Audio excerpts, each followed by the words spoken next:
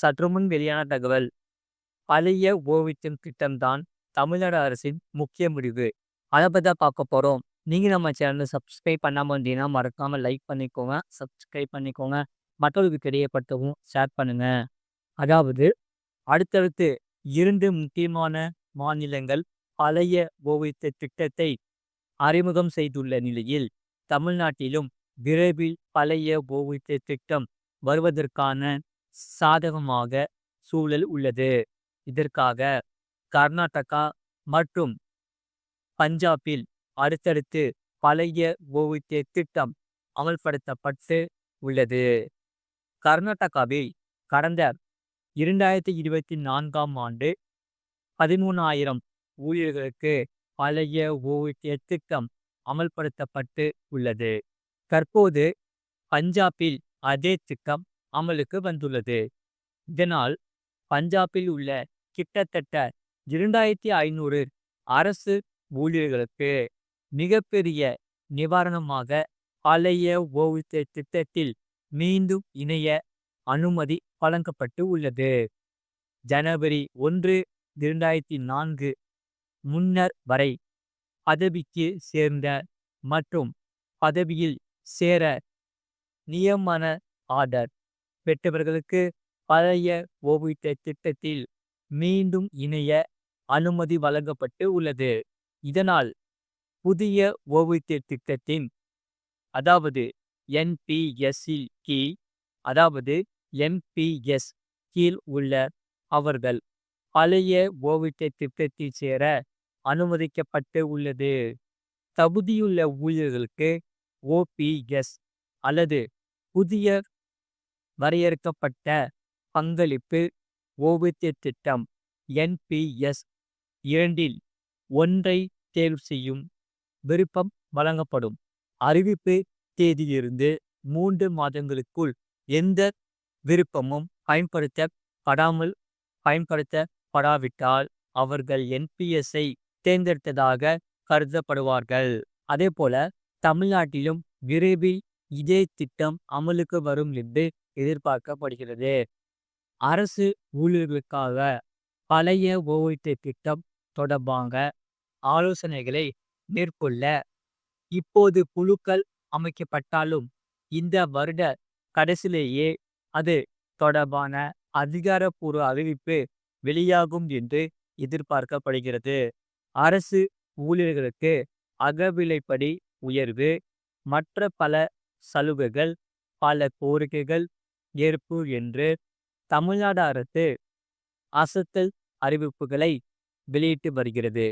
அந்த வகையில் பழைய ஓய்வூதிய தொடர்பான அறிவிப்பு வெளியாகும் என்று எதிர்பார்க்கப்படுகிறது. அடுத்த வருடம் சட்டசபை தேர்தல் வர உள்ளது. இந்த தேர்தலுக்கு 2 முதல் 3 மாதங்களுக்கு முன்பாக இந்த அறிவிப்பு வரலாம். அதாவது இந்த வருட கடைசியில் அறிவிப்பு வரலாம் என்று எதிர்பார்க்கப்படுகிறது. இந்த திட்டம் காரணமாக கடுமையான நிதி இழப்புகள் தமிழக அரசுக்கு ஏற்படும். இதையெல்லாம் கணக்கில் கொண்டு நிதி இழப்புகளை குறைக்கும் வகையில் இந்த திட்டத்தில் ஒரு சில மாற்றங்களை செய்த பின் இந்த திட்டத்தை அதன்பின் அமல்படுத்த அரசு திட்டமிட்டு வருகிறதாம். இதனால் தமிழக அரசு ஊழியர்கள் மற்றும் ஆசிரியர்களின் 95% ஆதரவு எப்போதுமே திமுகவுக்கு தான் கிடைக்கும். ஆகையால் ஸ்டாலின் தலைமையிலான திமுக ஆட்சியில் அரசு ஊழியர்களின் மிக முக்கிய கோரிக்கைகள் எதுவும் நிறைவேற்றப்படவில்லை. ஆதலால் கடும் அதிருப்தியடைந்த அரசு ஊழியர்கள், ஆசிரியர்கள் ஒருங்கிணைந்து கடந்த லோக்சபா தேர்தல், இடைத்தேர்தல்களில் திமுகவுக்கு எதிராக முடிவெடுக்க வேண்டும் என தீர்மானித்திருந்தது. அந்த வகையில் அவர்களின் ஆதரவு அதிமுக, பாஜகவுக்கு கிடைத்தது. அதற்கு உதாரணமாக தபால் வாக்குகளை அளிக்கும் அரசு ஊழியர்கள் வாக்குகள் பெரும்பாலும் அதிமுக, பாஜகவுக்கு சென்றது. இதை மனதில் வைத்தே அரசு ஊழியர்களின் மனதை குளிர்விக்கும் விதமாக அரசு ஊழியர்களுக்கான பழைய ஓய்வூதிய திட்டம் அடுத்த சட்டசபை தேர்தலுக்கு கொண்டு வரப்படும் என்று முதல்வர் ஸ்டாலின் திட்டமிட்டு வருகிறாராம். இதன் காரணமாக கடந்த 1/4/2003 முதல் மாநில அரசு பணியாளர்களுக்கு பங்களிப்பு ஓய்வூதிய திட்டம் அறிமுகப்படுத்தப்பட்டது. அதே வேளையில் ஒன்றிய அரசு பணியாளர்களுக்கு தேசிய ஓய்வூதிய திட்டம், அதாவது நேஷனல் பென்ஷன் சிஸ்டம் 1/1/2004 முதல் அறிமுகப்படுத்தப்பட்டது. இருப்பினும் மாநில அரசு பணியாளர்களுக்கு தொடர்ந்து பங்களிப்பு ஓய்வூதிய திட்டமே தொடர அனுமதிக்கப்பட்டது.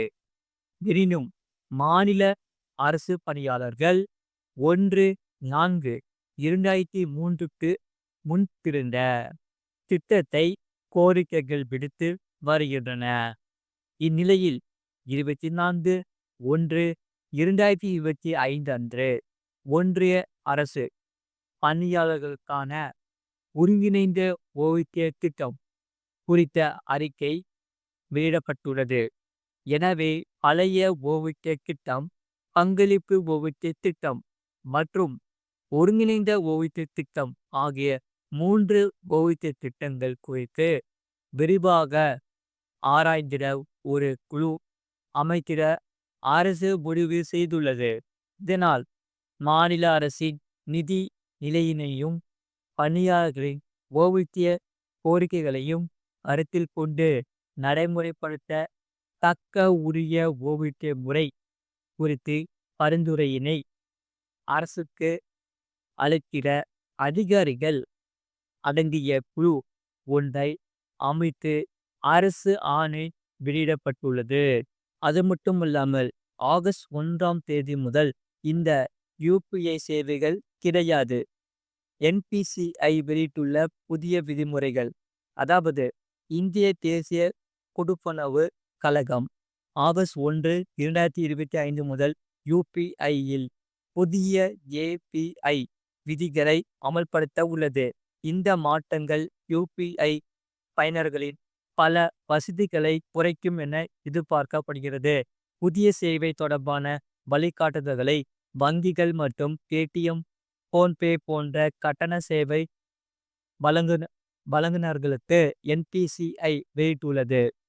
பயனர்கள் இப்போது இந்த ஒரு யூபிஐ செயலிலிருந்தும் ஒரு நாளைக்கு 50 முறை மட்டுமே தங்கள் இருப்பை சரிபார்க்க முடியும். நீங்கள் 2 செயலிகளை பயன்படுத்தினால் இரண்டையும் தனித்தனியாக 50 முறை சரிபார்க்கலாம். ஆட்டோ டெபிட் நேர கட்டுப்பாடுகள் காலை 10 மணி முதல் மதியம் 1 மணி வரை மற்றும் மாலை 5 மணி முதல் இரவு 9:30 மணி வரை மட்டுமே ஆட்டோ டெபிட் செய்ய வாய்ப்பில்லை. பரிவர்த்தனை நிலை சரிபார்ப்பு, நெட்வொர்க் சிக்கல்கள் போன்ற சில பிழை இருந்தால் ஒரு பரிவர்த்தனை தோல்வியடைந்தால் மீண்டும் மீண்டும் நிலை சரிபார்ப்பு ஏபிஐ அழைப்புகள் நிறுத்தப்படும்.